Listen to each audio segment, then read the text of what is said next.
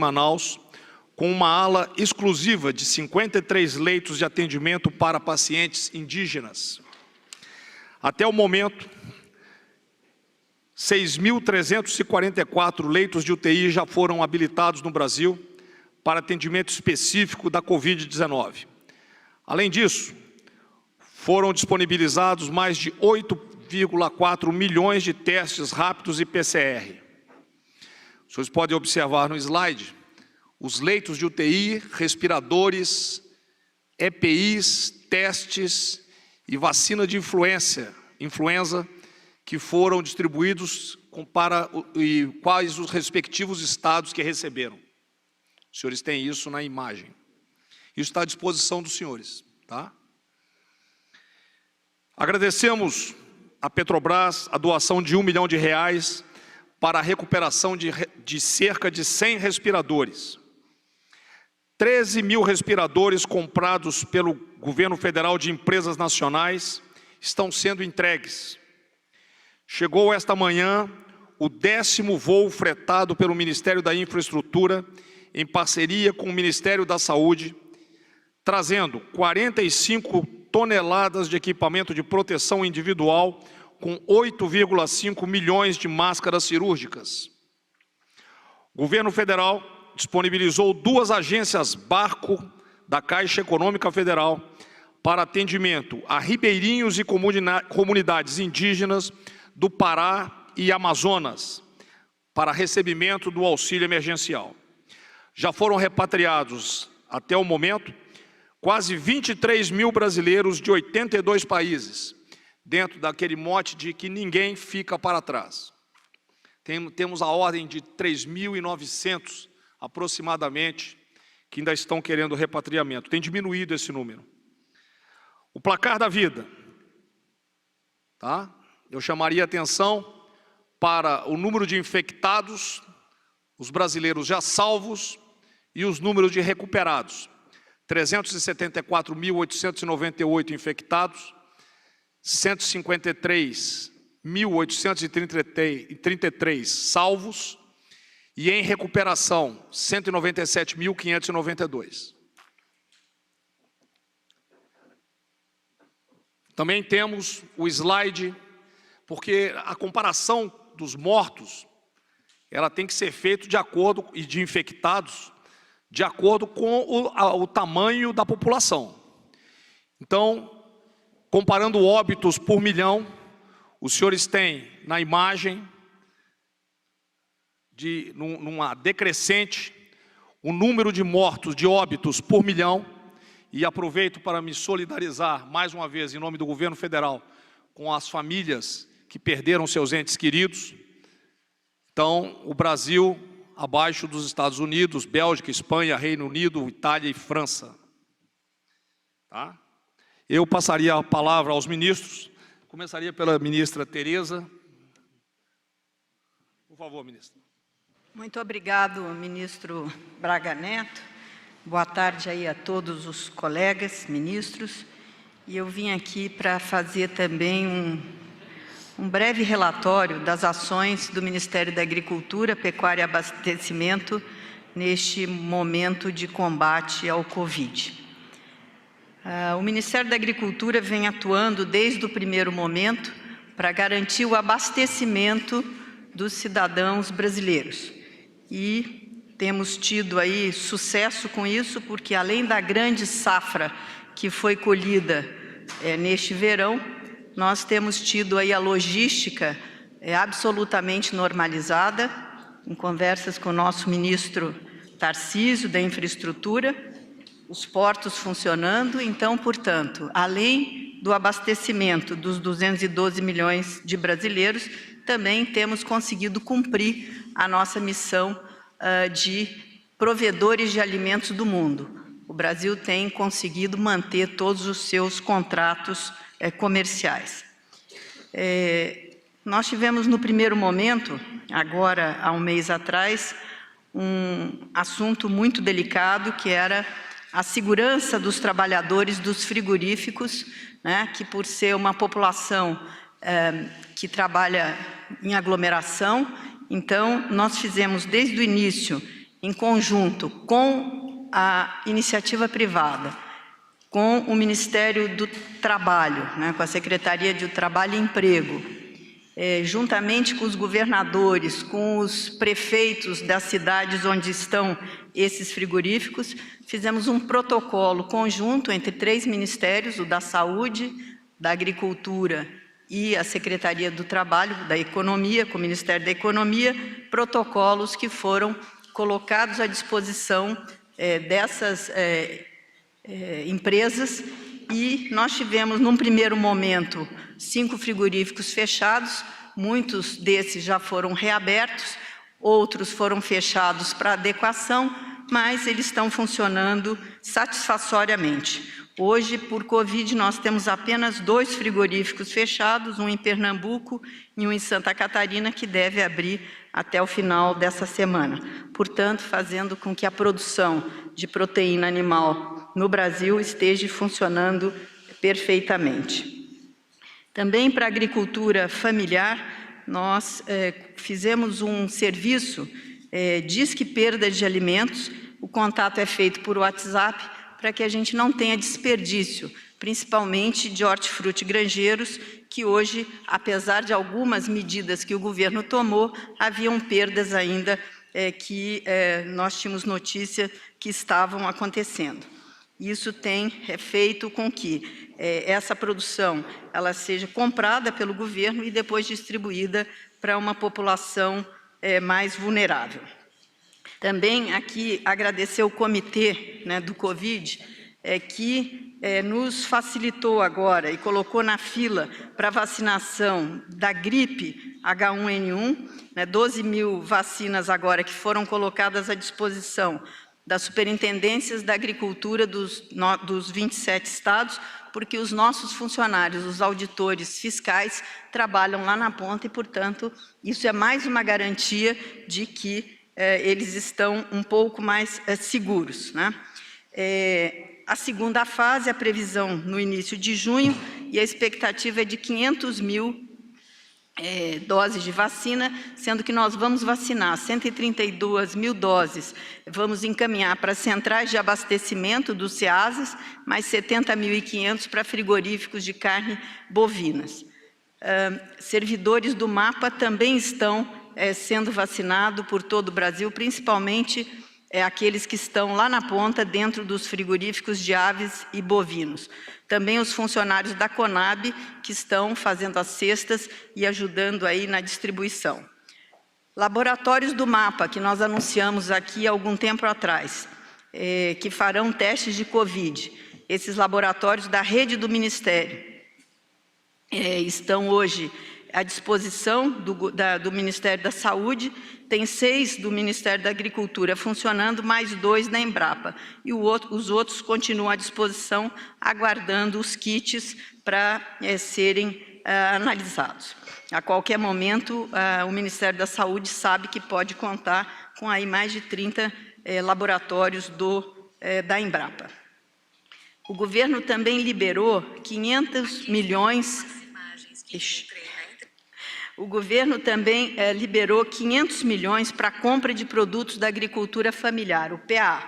Esse é um programa existente, mas importantíssimo num momento como esse, que faz com que o pequeno produtor rural possa vender os seus produtos sem desmontar a cadeia produtiva, e esses produtos são encaminhados para aquelas associações e também para as populações mais vulneráveis.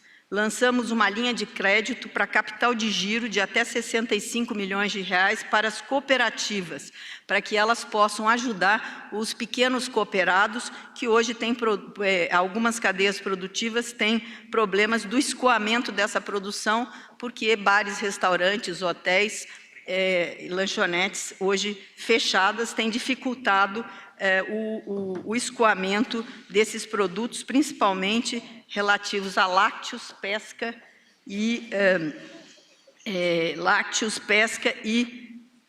hortifruti granjeiros.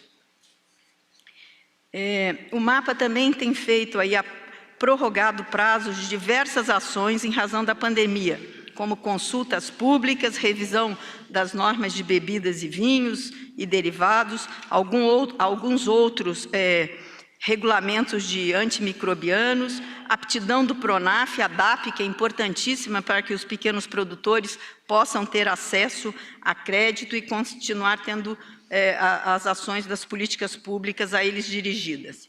Digitalização de vários serviços, podendo ser acessados de forma virtual no intuito de evitar o deslocamento dos cidadãos até a unidade do mapa. Isso está tudo no nosso portal. Antecipação de benefícios, isso é muito importante, principalmente para os pequenos agricultores do Nordeste do Brasil, 149 municípios nos estados de Alagoas, Bahia, Ceará, Minas Gerais e Paraíba, Pernambuco, Rio Grande do Norte e Sergipe, terão o pagamento integral antecipado dos benefícios do Garantia Safra 2018-2019, disponibilizado agora, que foram disponibilizados os nomes para receberem no mês de abril, terão agora os seus seguros pagos. E o Brasil continua fazendo aí o seu trabalho, o Ministério da Agricultura trabalhando a abertura de mercados, já atingimos mais de 63 mercados novos para produtos agropecuários desde janeiro de 2019. Entre esses produtos, tem vários produtos de pequenos agricultores, como castanha de Baru para a Coreia do Sul, melão, castanha do Brasil, entre outros, e principalmente lácteos para vários países do mundo, mercados que estão sendo abertos agora nesse momento de Covid. E amanhã nós vamos lançar uma grande campanha, uma política de bioinsumos. Nós vamos lançar da nova maneira, né, por videoconferência, claro, porque estamos preparando isso desde o ano passado, é uma política nacional de bioinsumos, vital para o agro continuar no caminho da sustentabilidade, da produção com tecnologia e que garante a produtividade e a proteção ao meio ambiente. E com a vantagem de depender menos de importação de fertilizantes, como um dos exemplos. Então, essas foram as ações do Ministério da Agricultura desses últimos 30 dias. Muito obrigado, ministro Braga Neto. Obrigado, senhora. Wagner, por favor. Então, boa tarde a todos, cumprimentar aqui os ministros e passar para as ações da CGU em apoio aí a todas as atividades que o governo federal vem desenvolvendo. Bem, basicamente, nossas ações elas estão divididas em 5 grandes áreas, né?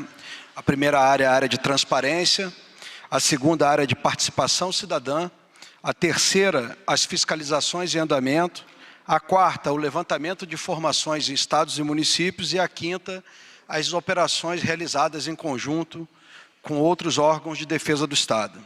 Na área de transparência, como eu já havia citado, a gente trabalhou com o portal específico do coronavírus, tentando juntar as informações de todos os órgãos do governo em um único local.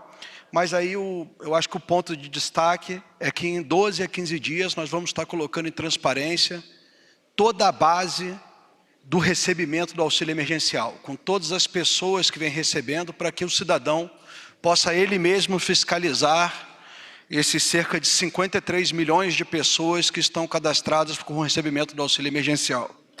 Bem, na área de participação cidadã, nós criamos um canal específico dentro do Fala BR, já são 25.500 manifestações só no período do Covid, 248 denúncias encaminhadas diretamente à CGU, 558 denúncias para todo o sistema, né? Essas denúncias geraram 18 informes, que alcançam 15 municípios distribuídos em 12 estados, 31 empresas e recursos que chegam a 330 milhões que estão sob investigação, fruto dessas denúncias.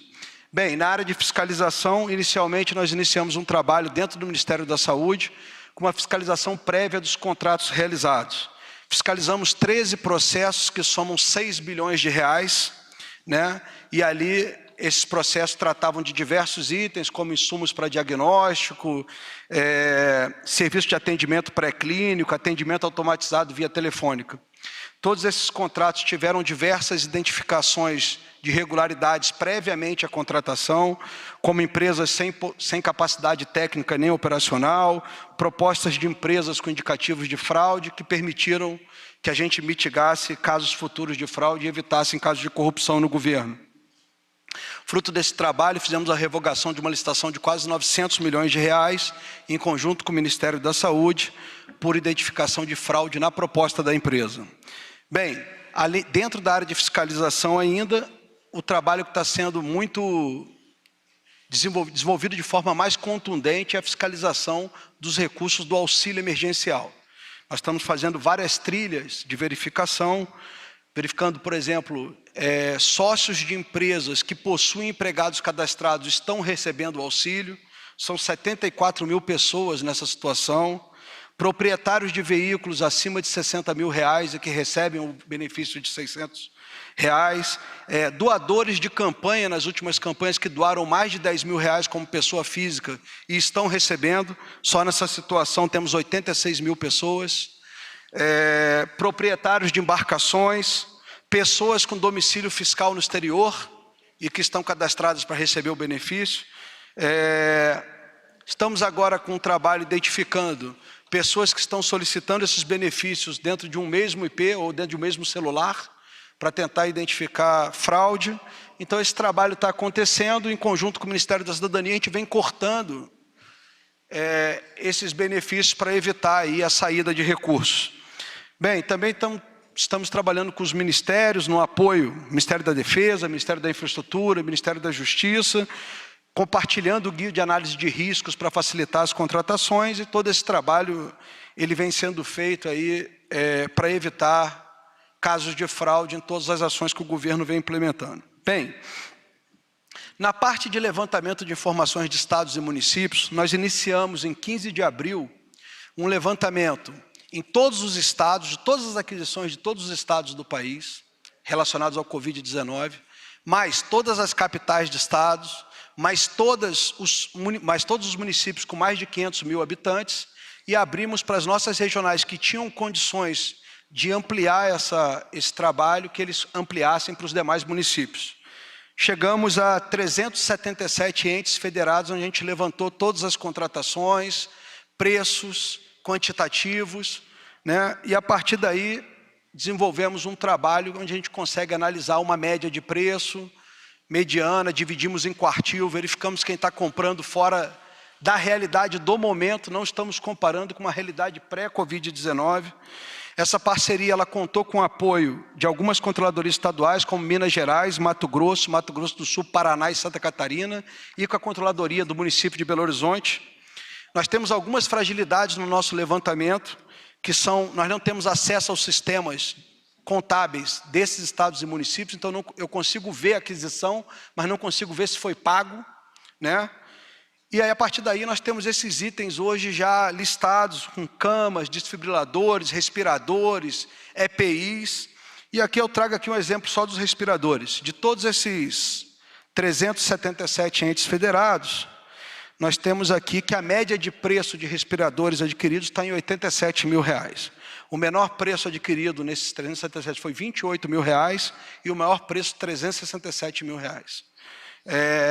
75% das compras realizadas em todos os municípios e estados que eu citei aqui, elas estão com valores inferiores a 135 mil reais para respiradores. Se a gente dividir em quartis, os três primeiros quartis, eles estão com compras de respiradores que chegam a 135 mil reais. Então, quando as compras chegam lá no quarto quartil de 135 mil para cima, já se levanta ali uma red flag, um aviso de que a gente tem que atuar, e nós estamos trabalhando no Brasil inteiro com essa pegada. Para finalizar, já fechamos aí 5 operações com participação, inclusive, na deflagração, espalhadas por diversas regiões do país. Temos mais 2 que não participamos da deflagração, mas todas as informações de inteligência saíram de dentro da CGU.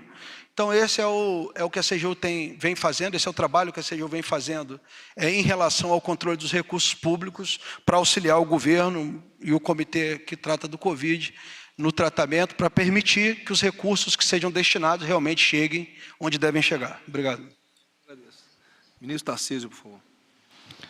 Boa tarde, ministro Braga Neto, senhores ministros, caros colegas da imprensa. Queria começar pela logística de EPIs. O ministro Braga Neto adiantou aqui, da nossa operação para trazer os EPIs da China, que compreende 40 voos para transportar 240 milhões de máscaras, 960 toneladas de material. Nós já temos aí 10 voos executados, o 10º voo chegou hoje, com esses materiais adquiridos pelo Ministério da Saúde, que serão distribuídos para todas as unidades da Federação. Recebemos, então, 53 milhões de toneladas milhões de máscaras, que corresponde a 305 toneladas.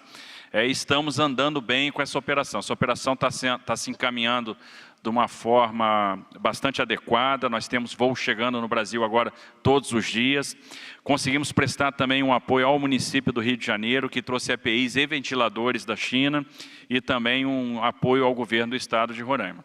Então, essa logística de material, né, de EPI, principalmente da China para cá, está funcionando a contento. A ministra Tereza falou da importância da continuidade da operação logística.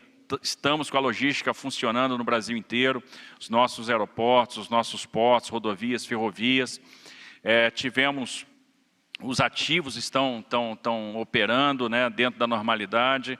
O setor do agro funcionou bem, tivemos safra recorde, setor mineral da mesma forma. Isso está sendo importante para manter o nosso fluxo de exportações nesse período de crise, né, que vai dar algum fôlego financeiro para nós, e a gente está conseguindo manter essa logística operando, não está havendo desabastecimento, estamos conseguindo superar a crise com as prateleiras abastecidas, com o gás de cozinha, com o combustível, com os suprimentos médicos, né, com o alimento. E era importante para manter essa logística funcionando que nós fizéssemos intervenções de engenharia em alguns locais. Então nós conseguimos manter obras funcionando, era importante. Pegamos um período de chuva numa grande parte do Brasil, emergências acontecem, há rompimento de bueiro, há rompimento de corpo estradal, há erosão, processo erosivo, e a gente está conseguindo dar pronta resposta. Além disso, mantivemos as operações, as obras do DENIT, da Valec em andamento, né, e fizemos aí várias entregas parciais nesse período. Só para você ter uma ideia, o DENIT produziu em obras 2 bilhões de reais de janeiro a abril, um resultado superior ao do ano passado. Tivemos outro dia visitando a Ferrovia de Integração Oeste-Leste, uma obra que está operando com 1.000 funcionários, estamos avançando com a ferrovia no interior da Bahia, em direção ao oeste baiano, e entregamos obras relevantes nesse período. E aí com um detalhe, 100 casos de Covid nos nossos canteiros. Por quê? Porque está se tomando cuidado, houve o afastamento de pessoas vulneráveis, pessoas com idade, pessoas com doenças crônicas. Já é uma tradição do setor de construção civil o uso de EPIs, então já se usa rotineiramente o capacete, a máscara, o óculos, a luva, a bota. E o que nós estamos fazendo é tomando também o cuidado com o transporte, higienizando veículos, mantendo espaçamento no refeitório, mantendo espaçamento nos laboratórios, e isso tem nos permitido operar sem registros de caso, então, e as obras estão andando. E nesse período, e por que é importante que elas andassem? Nesse período, por exemplo, nós entregamos 15 quilômetros de duplicação na 381 Minas, que é a estrada que mais mata a gente. Então, quando você duplica um trecho de 381, eu estou salvando vida. Eu estou evitando que pessoas acidentadas entrem nos hospitais. Entregamos 27 quilômetros de pista duplicada na 116 Rio Grande do Sul, 15 quilômetros de pista duplicada na 101 Bahia. Entregamos um terminal portuário em Parintins, que é a comunicação das cidades da Amazônia com o resto do Brasil. Entregamos terminais portuários, por exemplo, em Navegantes, né, uma estação de passageiros. Entregamos 5 quilômetros na 432 Roraima, que precisa de infraestrutura, e na semana que vem vamos estar entregando 32 quilômetros de pavimentação na Transamazônica, na 230. Além disso, amanhã a gente assina um contrato de prorrogação da Malha Paulista, e isso também é uma coisa digna de registro, porque mostra que a gente tem batido muito na tese que a confiança do investidor permanece, e nós estamos falando de confiança. Serão investidos nos próximos 5 anos nessa ferrovia 6 bilhões de reais. A gente vai dobrar a capacidade da ferrovia, vamos sair de 35 milhões para 75 milhões de toneladas de capacidade, né? E essa capacidade extra vai nos ajudar a pegar a carga do Centro-Oeste, a pegar a carga do Sudeste e levar para o Porto de Santos. Então, a gente assina esse contrato amanhã. Estamos intensificando as obras da FIOL, que vai ter agora a participação num trecho também do Exército Brasileiro. Publicamos os editais de concessão de 2 terminais de celulose no Porto de Santos, que vão ter leilão agora em agosto.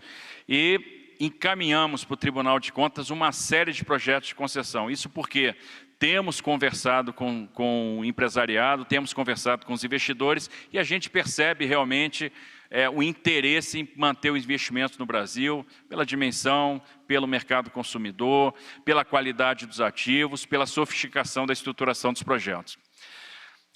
Vale a pena discutir um pouco uma notícia de hoje, que foi a questão da Latam ter entrado em recuperação judicial nos Estados Unidos, né, ter aderido ao Chapter 11. Eu acho que isso é uma coisa relevante e pode causar alguma preocupação. E aí, o que vai acontecer? Observe que é um movimento estratégico da companhia, um movimento pensado, né, porque ela tem caixa, tem suficiência de caixa.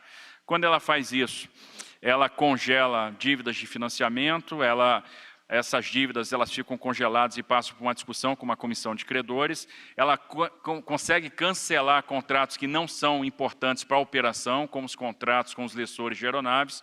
Então, é um movimento que nós estamos monitorando, é um movimento bastante planejado e que no Brasil não aconteceu. Por quê? Porque eles estão confiando, então, na tomada de dinheiro, na linha de capital disponível pelo BNDES, eles estão já trabalhando para cumprir os requisitos para pegar essa linha de crédito, e essa linha vai ser importante para as demais companhias.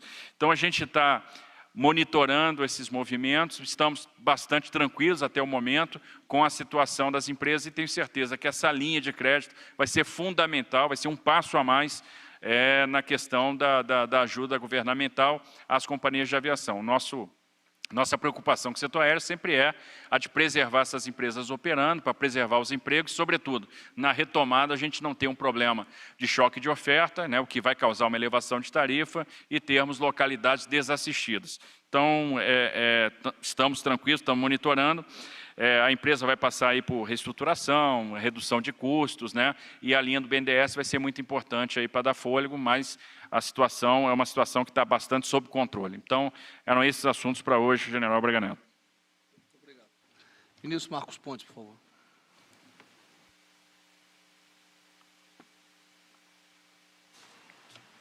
Ok, boa tarde a todos. Obrigado pela presença, boa tarde, ministros. Bom, como eu tenho falado nas outras coletivas, na participação, o Ministério de Ciência, Tecnologia, Inovações e Comunicações, ele acaba tendo uma função bastante intensa durante o período da pandemia, pelo fato da ciência, né, num eixo, né, a ciência, o combate direto ao vírus. O outro eixo é a parte de tecnologia e inovações, né, com a parte de ventiladores, equipamentos de produção individual e etc. E o eixo das comunicações. Então, eu gostaria de falar um pouquinho aqui, começando pelo eixo de tecnologia e inovações, que nessa semana, no dia 21, foi lançado, o presidente Jair Bolsonaro e publicou no Diário Oficial o decreto que regulamenta a Lei 13.969, a nova lei das TICs. Né? Esse dispositivo, ele reorganizou o modelo de incentivos para estimular os investimentos privados em pesquisa, desenvolvimento e inovação pelas empresas do setor de tecnologia da informação e comunicação. Esse novo modelo substituiu a isenção e redução de impostos sobre produtos industrializados, né, o IPI, por créditos financeiros e mantém os principais mecanismos de incentivo vinculados à realização de atividades privadas de pesquisa, desenvolvimento e inovação. A nova lei ela atendeu às recomendações da Organização Mundial do Comércio, o que gera segurança jurídica e não compromete os acordos internacionais do país. Com a preservação desse parque industrial, essa medida ela atinge mais de 600 indústrias e garante mais de 160 mil empregos em um setor estratégico para o combate à pandemia, que pode atender a demanda de ventiladores pulmonares, que é uma parte e peças desses ventiladores também, bem como outros insumos necessários aqui no território nacional, reduzindo a dependência de equipamentos. Então, esse é um dos trabalhos que nós temos feito com relação a esses ventiladores. Eu vou falar um pouquinho mais sobre isso logo à frente, mas para as empresas que quiserem participar da lei das TICs, o MCTIC ele é o responsável por receber as declarações de investimento dessas empresas, porque se habilitam a esse programa. Nessa versão atualizada, esse incentivo ele é baseado na geração de crédito financeiro por parte da pessoa jurídica habilitada, e isso, para que possa participar, as empresas devem acessar o sistema no site do MCTIC e gerar um certificado. Então, no site tem o link ali para esse certificado. E depois, com esse certificado, essa empresa pode baixar um manual completo do sistema e começar a participar.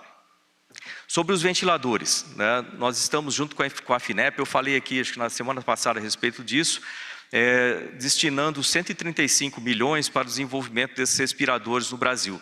A gente iniciou, primeiro, financiando inovações com relação a ventiladores, lembrar que existe toda essa dificuldade, como já foi falado, em termos de compra e importação desses componentes ou do ventilador inteiro. Então, a fabricação no Brasil ela é estratégica e o nosso parque industrial ele se juntou, várias empresas se juntaram de forma que nós tenhamos a produção desses ventiladores no Brasil. Parte deles ainda com alguns componentes importados, e a boa notícia é que graças a esse incentivo à inovação no Brasil, e agora nós estamos incentivando a curva, vamos dizer assim, a escala dessa produção no Brasil, nós já temos 12 fabricantes nacionais e 4 deles com tecnologia 100% nacional, ou seja, sem utilizar nenhum tipo de componente importado. Isso é importante citar, primeiro porque demonstra a capacidade da nossa indústria aqui, a capacidade de reação rápida da indústria e a possibilidade de exportação desses equipamentos na sequência. Então, é uma ótima notícia aqui a respeito dessa área de ventiladores. Na área de ciência, nós continuamos com os trabalhos voltados para os testes clínicos, para vacinas e para testes diagnósticos. Então, como vocês se lembram, nós fizemos o primeiro investimento de 30 milhões através de uma chamada do CNPq para essas áreas. Essa chamada, nós tivemos 2.203 projetos de pesquisas que estão lá em aprovação no CNPq, dicas de passagem, uma ótima qualidade. Aliás, o Brasil tem pesquisadores nesse setor que são reconhecidos internacionalmente pela qualidade. Com relação aos testes clínicos, nós continuamos com os testes clínicos na nitazoxanida, e temos outros testes também em andamento. Eu estou falando nessa nitazoxanida, que é, vamos dizer assim, a fruta que está mais baixa. Nós estamos praticamente no meio desses testes clínicos. O que nós estamos precisando é completar os nossos 500 pacientes. E, aliás, é importante ressaltar que esse é um medicamento que não tem efeito colateral, é um medicamento, nós temos 17 hospitais participando no Brasil. Quem quiser a lista desses hospitais, basta ir no site do mctic.gov.br. Então, não tem nada a perder, muito pelo contrário, esse medicamento é um medicamento que foi testado aqui no Brasil desde o início, começando em sílico, entre outros 2.000 outros tipos de medicamento. Isso foi testado no Laboratório Nacional de Biociências, em Campinas. A partir dali, nós testamos 5 que tiveram o melhor resultado em sílico, nós testamos 5 in vitro, com células reais em laboratório. Desses 5, a nitazoxanida se mostrou 94% efetiva na redução da carga viral, então ela passou para os testes clínicos, ou seja, feito um procedimento todo científico, e nós teremos esses resultados muito em breve, assim que nós tivermos todos os pacientes. Então, tá aí. Se a gente tivesse os 500 pacientes participando hoje, em 15 dias nós teríamos esse resultado. Testes diagnósticos é outra coisa que nós estamos investindo em reagentes, em aumentar a produção de reagentes, por exemplo, em biomanguinhos e outras possibilidades para aumentar essa produção de reagentes nacionais, que também a importação e a demanda de reagentes está muito grande no planeta, e isso vai permitir que a gente aumente em escala, né, a utilização de testes diagnósticos aqui no Brasil. A soma dessa questão de termos testes diagnósticos feitos no Brasil em grande quantidade e um medicamento, a gente dá para ver que isso é uma coisa essencial para que nós possamos sair dessa situação de crise. Enquanto isso, trabalhamos em vacinas também. É uma coisa que demora mais tempo para se desenvolver, mas essas vacinas são essenciais serem feitas no Brasil também. Então, nós temos toda a parte de sequenciamento genético do vírus sendo feito em vários laboratórios no Brasil. Os Correios aí participam ativamente, levando, né, esse material todo em menos de 24 horas. E a determinação de vacinas aqui, o Brasil é um grande produtor de vacinas, nós temos uma capacidade muito grande, vai ser essencial para a gente combater isso aí no futuro. E outra coisa que eu tenho falado sempre é a necessidade de nós termos o país preparado para enfrentar a próxima ou as próximas pandemias. Não é questão quando, não é questão se, é questão só quando vai ter. Então a gente precisa estar preparado, tanto na produção de equipamentos médicos, também na parte científica, para responder rapidamente a essas situações. Ainda nessa parte de ciência, embora que tem uma ligação com isso, né, embora não diretamente, mas extremamente importante. Quem me conhece sabe que eu falo muito sobre a motivação de jovens para as carreiras de ciência e tecnologia, e então nós temos duas notícias sobre isso. Uma delas é que está aberta, né, a chamada para bolsas de iniciação científica pelo CNPq.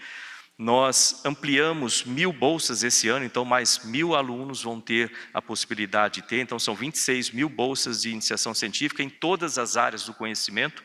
Não existe nenhuma restrição em nenhuma área, então está aí aberto para as universidades poderem participar. E as universidades têm toda a liberdade também na parte delas, né, de tratar essas bolsas. Nós temos também a Olimpíada Nacional de Ciências, né, terá a primeira fase realizada 100% online.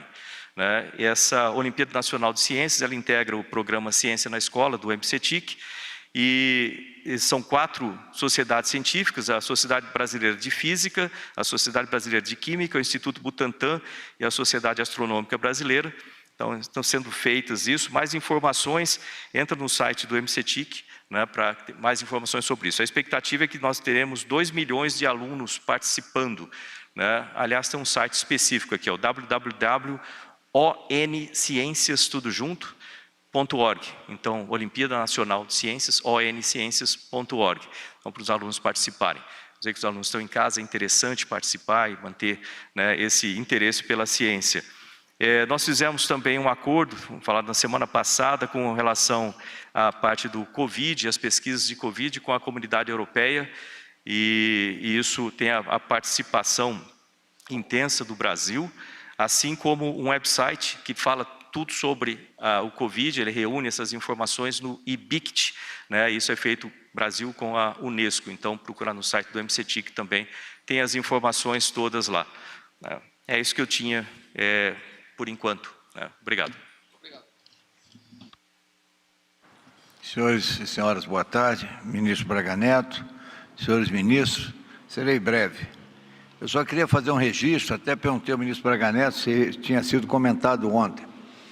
A reunião ocorrida com os governadores na última quinta-feira foi uma reunião muito produtiva, e amanhã estará sendo sancionado o PLP 39, que vai colocar 60 bilhões de reais nos estados e municípios para o combate à Covid. Eu queria aqui, por um pleito de gratidão, secretária Débora Rocha, por favor, fique em pé, por favor. Essa funcionária nossa, a secretária Débora Rocha de Assuntos Federativos, obrigado, Débora, tem ficado 24 horas por dia, /7. Nós temos canais abertos com todos os governadores. Eles ligam o tempo todo porque eles estão perdendo vidas nos seus estados. E a nossa obrigação da Secretaria de Governo, por meio da Débora, com a sua equipe muito competente, responder à altura. Então, essa reunião ela foi conduzida pela Segovia, mas teve a atuação da Débora. Ela hoje é conhecida pelos governadores por a sua competência e por todos os integrantes do governo. E essa é a nossa missão nesse momento difícil. Era só isso, ministro. Obrigado.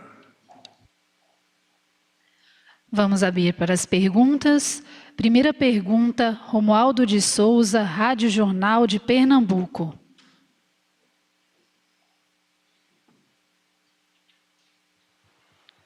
General Braga Neto, boa tarde. Eu sou Romualdo de Souza, da Rádio Jornal do Comércio de Pernambuco. Por gentileza, general, o senhor participou de uma recente videoconferência e o senhor afirmou que o governo do presidente Jair Bolsonaro era um governo de centro-direita. Aí eu perguntaria ao senhor se na sua avaliação, pelas ações e o comportamento do presidente Jair Bolsonaro, isso é ser um governo de centro-direita? E aí eu aproveitaria, general Ramos, o senhor que é um general da ativa, usando a sua expressão, o senhor é o representante do Exército / aqui no Palácio do Planalto? Obrigado. Eu até agradeço a sua pergunta, porque dá uma oportunidade de esclarecer e deixar isso aí bem claro, bem claro. A reunião ela foi feita com os parlamentares de uma comissão que é um comitê que faz acompanhamento da crise do coronavírus.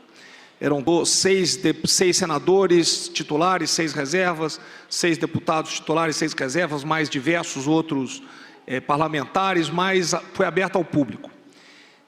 Surgiram diversas perguntas e uma delas apareceu perguntando sobre golpe. E quando foi perguntado de golpe, aquilo para mim é um absurdo, não sei de onde saiu essa pergunta. E eu deixei claro que o governo, falei exatamente isso que o senhor falou, mas a minha posição era dizer que na realidade esse governo é um governo conservador liberal.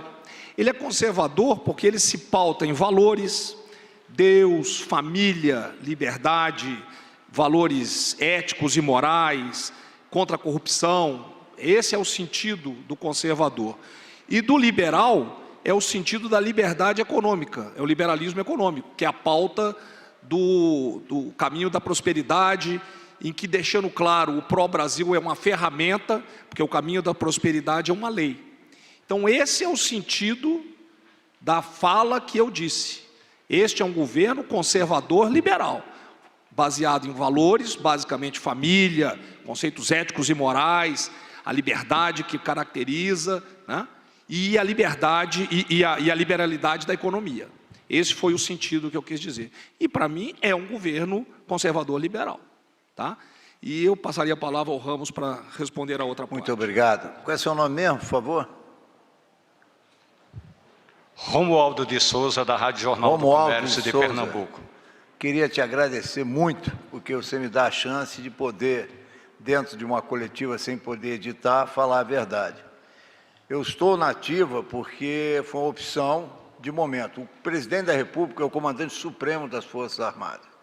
Em junho de 2019, ele me convocou para essa missão.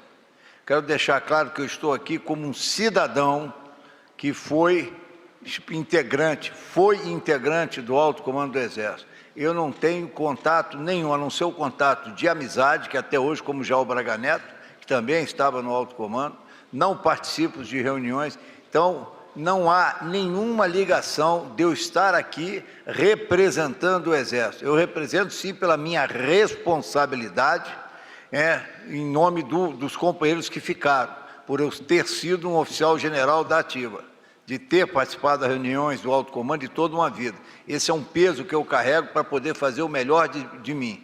Mas eu estar aqui, eu estou como cidadão. Não há, todos nós, aliás, todos que estão aqui, não há nenhuma influência política ou que seja, que esteja sendo ligado ao Exército. Agradeço muito a oportunidade para poder esclarecer isso. Por favor. Eu quero deixar claro o seguinte, as Forças Armadas são instituições de Estado. Não existe ala militar. Você tem militares, formação militar, que são cidadãos muito bem formados, tá? Com valores éticos e morais, feito eu falei, que trazem esses valores para dentro de qualquer instituição onde trabalham. Tá? Você tem ex-militares aqui na mesa? Ó. 1, 2, 3. Só escapou a ministra Tereza Cristina. Porque naquele tempo não tinha o segmento feminino. Tá? Só para Mas é completar. formação. Só para Tá completar. Muito obrigado.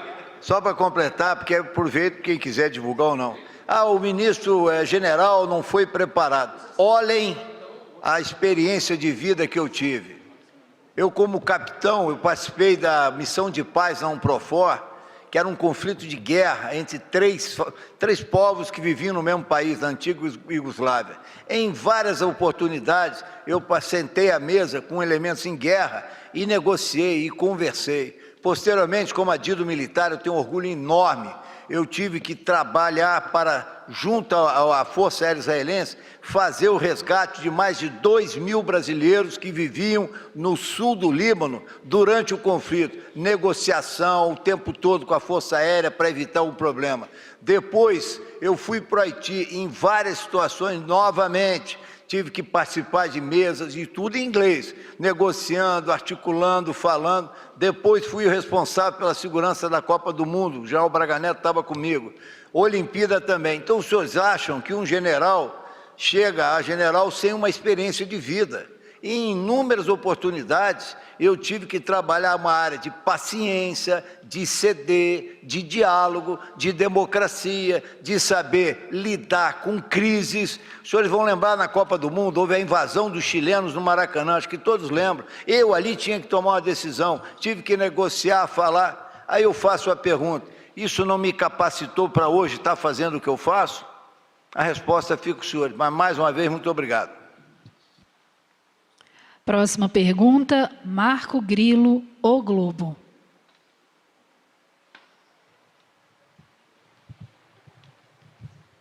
Boa tarde. Minha pergunta é para o ministro Tarcísio. Em relação a esse pedido de recuperação judicial da Latam, queria saber se esse elemento novo pode fazer com que o governo aumente o valor de 6 bilhões da linha de crédito, se vai acelerar esse processo. Obrigado.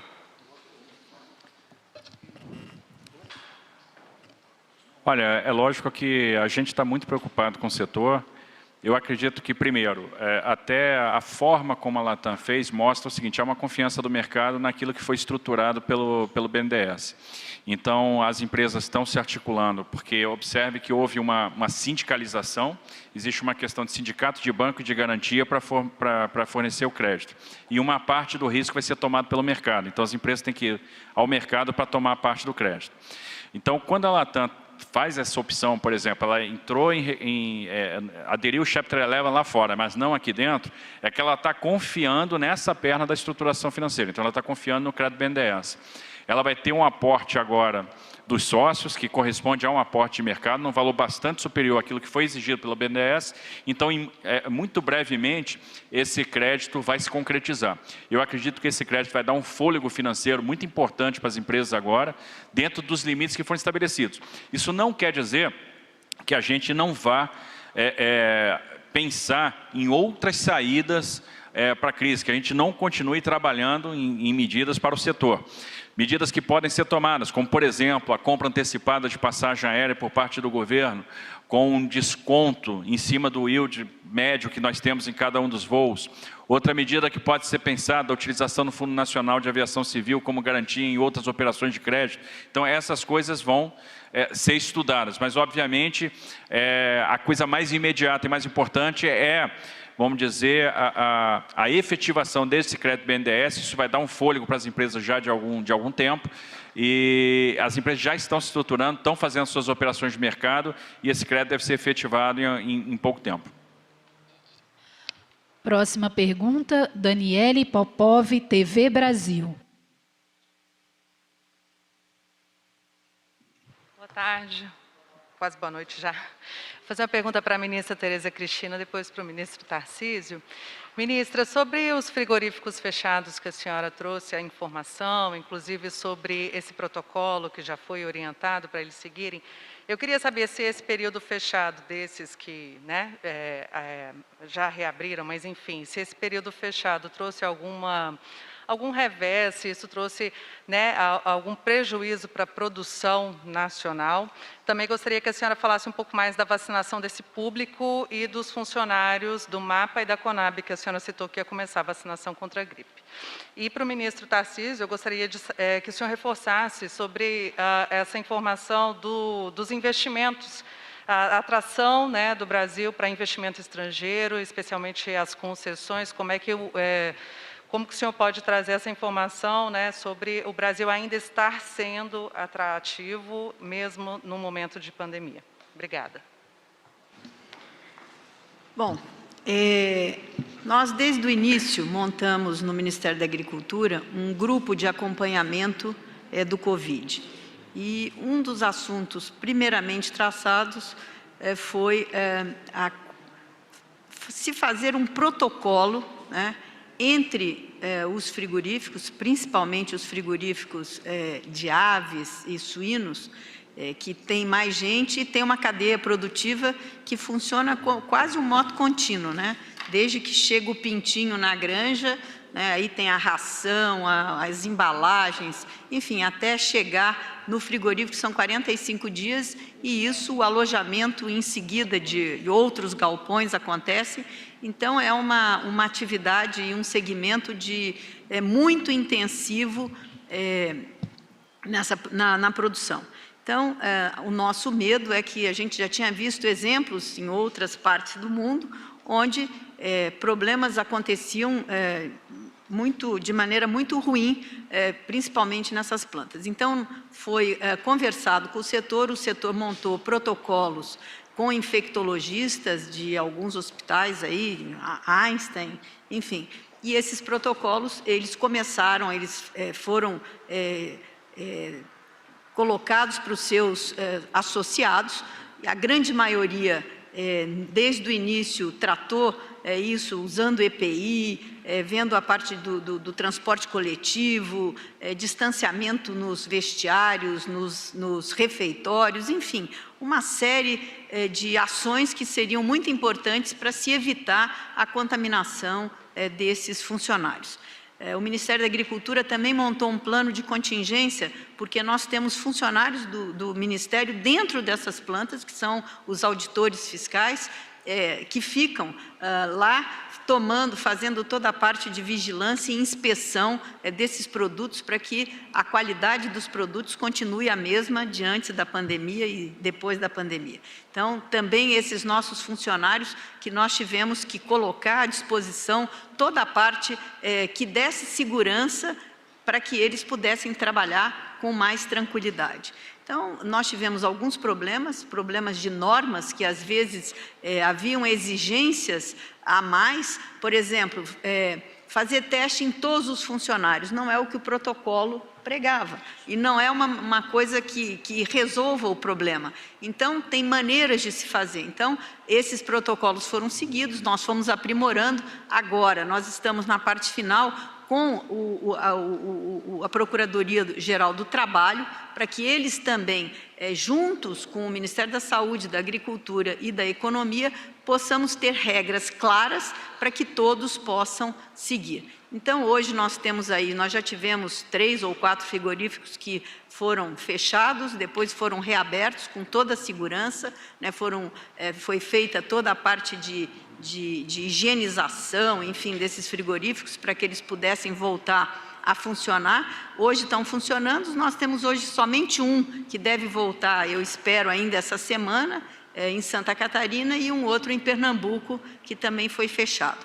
Outros tomaram essa medida preventivamente, já fechando antecipadamente para poder colocar em condições de dar segurança aos seus trabalhadores. Quanto à vacinação, isso foi uma ação aqui do Comitê de crise aqui da Casa Civil, que nos colocou, depois que o Tarcísio fez também com os caminhoneiros, que também era muito importante essa ação de vacinação, agora começamos a fazer os funcionários da Conab, das superintendências do Ministério, esses funcionários que estão lá na ponta, né? E depois nós vamos agora, em junho, que vamos receber, vai ser colocada à disposição dos funcionários de frigoríficos uma quantidade maior de doses para que eles também tomem essa vacina, porque isso traz mais segurança. Quando tiver o sintoma, é mais fácil você não identificar, mas você retirar esses funcionários para que eles não estejam no trabalho e contaminem,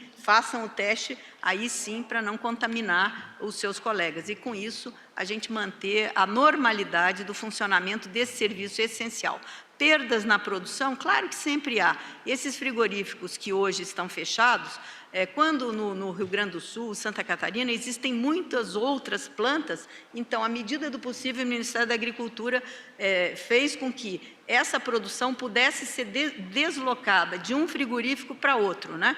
Para que, então, essa produção não ficasse no campo e que nós não tivéssemos os abates sanitários, que é uma coisa muito ruim, é um desperdício, uma perda para o produtor, para os frigoríficos, enfim, e para o Brasil. Então, isso está funcionando muito bem, né? Dentro do possível, nós estamos aí minimizando as perdas possíveis para esse setor. Espero ter respondido aí as suas perguntas. Bom, vamos lá. E com relação ao investimento, a gente fica, primeiro, empolgado pelo anúncio de amanhã, né? É um contrato extremamente relevante. Observe que são 6 bilhões de reais que serão investidos em 5 anos. Estamos só começando o nosso programa ferroviário, a gente já tinha assinado o contrato da Ferrovia Norte-Sul, lá são 2,7 bi de investimento para que ela opere desde Itaqui até o Porto de Santos. Esse investimento está andando a pleno vapor, no ano que vem ela vai estar completamente operacional. Na Malha Paulista, a gente está falando de sair de uma capacidade de 35 milhões para 75 milhões de toneladas. Para isso ser possível, vai haver duplicação de trecho, vai haver construção de contorno, substituição de dormentação, substituição de trilho, né? Nós vamos ter um perfil de trilho que vai acomodar trem tipo de 120 vagões, ao invés dos 80 vagões que nós temos hoje, contorno, enfim, pátios de manobra. Vamos atender 40 municípios, é um investimento que vai gerar 10 mil empregos, né, 100 milhões de arrecadação de impostos, 2,9 bi de arrecadação de outorga para a União, além de um acordo judicial de mais 1,6 bi. E estamos só começando, a gente tem publicado editais, por exemplo, publicamos os 2 terminais de celulose no Porto de Santos, porque a gente sabe que vai ter player, sabe que tem interesse. Temos conversado com os investidores, com os fundos de investimento, e eles têm mostrado para nós o interesse no Brasil, apesar da crise. Agora, por que eles têm interesse no Brasil? Por alguns fatores. O primeiro é portfólio. Nós temos um portfólio muito grande de ativos, uma carteira grande. Ninguém se prepara, estuda legislação, investe, gasta dinheiro, faz viagem para participar de um leilão de um ativo. Como a gente oferece um portfólio, nós temos uma quantidade grande de ativos, isso desperta interesse. Que ele se prepara para participar de um leilão no Brasil, ele sabe que se perder aquele leilão, tem outro, então ele mantém aquela impulsão, aquela estrutura. Segundo, bons ativos. Então nós temos rodovias importantes que servem o agronegócio, que servem ferrovias que servem o setor mineral, terminais portuários importantes. Então nós vamos fazer desestatizações de portos, são 43 leilões de aeroportos. E eu pergunto, quem é que não vai entrar num leilão de Viracopos? Quem é que não vai entrar num leilão do Santos Dumont? Quem é que não vai entrar num leilão de Congonhas? A ponte aérea Rio-São Paulo era a 4ª rota mais movimentada do planeta. E, obviamente, vai haver uma retomada. E a ciência está aí avançando a passos largos para tentar minimizar o efeito da crise no comportamento das pessoas. As pessoas, uma hora, vão começar a voar, elas vão começar a voltar às suas atividades. E o investidor, obviamente, está observando isso porque ele pensa a longo prazo. Ele está pensando 30, 40 anos na frente. Quem é que não vai entrar no leilão de uma nova Dutra? E uma coisa interessante, a gente colocou o material para uma última rodada de consulta às empresas interessadas e nós tivemos o agendamento com 9 empresas. Empresas que ainda não estão operando no Brasil, que não têm operação no Brasil. Então é um sinal claro de que o interesse estrangeiro está em alta. Outro fator é a sofisticação na modelagem, uma sofisticação em termos de matriz de risco, uma sofisticação em termos de estruturação de contrato. Os nossos contratos são cada vez mais adaptáveis para situações como essa, porque um contrato de concessão, um contrato de longo prazo, por ser de longo prazo é incompleto, e a gente precisa de bons mecanismos de resolução de conflito e bons mecanismos de reequilíbrio econômico financeiro. E a gente está dando nessa crise demonstração de respeito ao contrato e de capacidade de enxergar essas situações com caso fortuito e força maior e operar os reequilíbrios. Então, nós temos, além de tudo, o crédito, é o quarto fator. Então, observe que o BNDES está atuando com os bancos em sindicato, justamente para que os bancos também tomem o risco, aproveitando a ação do Banco Central, que injetou liquidez no sistema e preservando assim parte do recurso para o crédito para esses empreendimentos de infraestrutura que virão e serão importantes na retomada. Então nós temos tudo para chamar a atenção do investidor. Nós temos o portfólio, nós temos os bons ativos, nós temos a estruturação sofisticada e nós temos o crédito. Nós temos todos os fatores para dar um banho e com certeza a gente vai começar a ver isso se materializando já, bom, amanhã com a assinatura do contrato da Malha Paulista, mas em agosto com os primeiros leilões que nós vamos fazer no período aí pós-Covid. Última pergunta, Gustavo Garcia, Portal G1.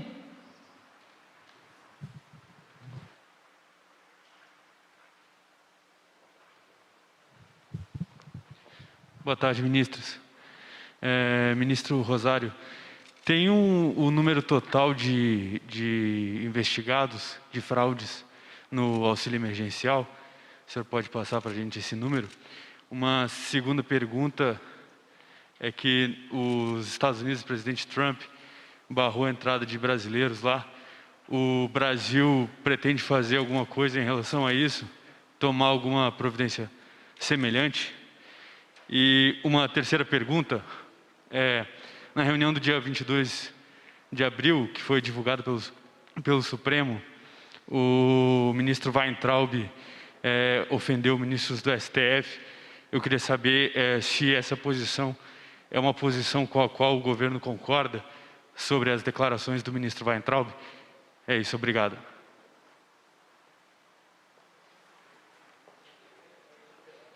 Eu começo. Rosário, primeiro. Rosário, é você primeiro. Eu vou falar.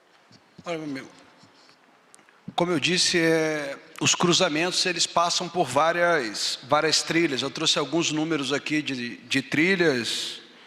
Essas duas que eu trouxe somava aqui cerca de 160 mil pessoas, mas tem muito mais do que isso. Esse número eu fico te devendo, a gente vai procurar dar transparência a essas informações, mesmo porque outras trilhas estão sendo construídas a cada dia, né? Cada dia a gente constrói, cruzamos com a base de todos os presos também, que eu não citei aqui, verificamos que tem muito presidiário recebendo. Então tem uma série de coisas, eu vou tentar compilar todos esses valores, a gente passa posteriormente para a imprensa o número total.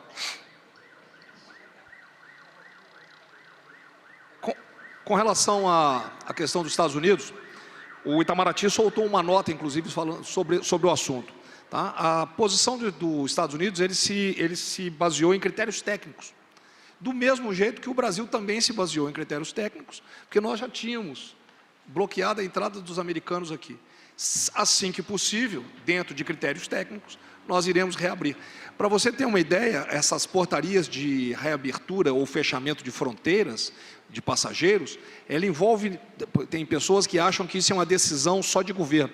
Entra Ministério da Justiça, Ministério das Relações Exteriores, Ministério da Agricultura, Ministério da Saúde, Anvisa, Ministério da Infraestrutura, todos opinam antes de se tomar uma decisão dessa. Tá ok?